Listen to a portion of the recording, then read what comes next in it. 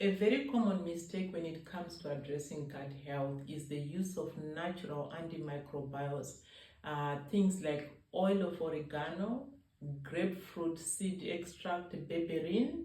So the fact that these things are natural, it does not mean that they're harmless. It doesn't mean they're not potent. So you need to know that in the end, you're not only going to affect the bacteria that you don't want, but you are also going to affect the good bacteria in the gut.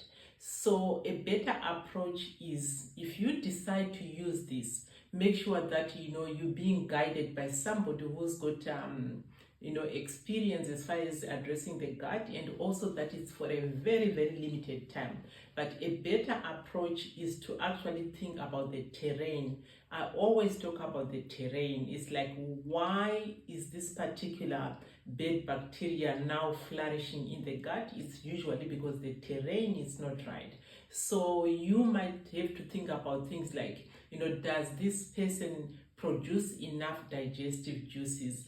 Is this person very stressed? So let's just say somebody is very stressed. That affects their vagal nerve, that affects their migrating motor complex. This is how long and how the food will move through the digestive tract. So address stress. So in other words, you address the vagus nerve so that this person can now produce enough hydrochloric acid, they can now produce enough pancreatic enzymes and enough bile. Also, in particular, bile is a very powerful antimicrobial substance. So in other words, when things arrive in the gut, in the stomach pouch, whether it's saliva that you've swallowed, one of the actions of the bile is to make sure that it takes care. If there's too many microbes, the bile is the substance that will take care of that. So instead of taking an antimicrobial substance, think about addressing the terrain. And addressing the terrain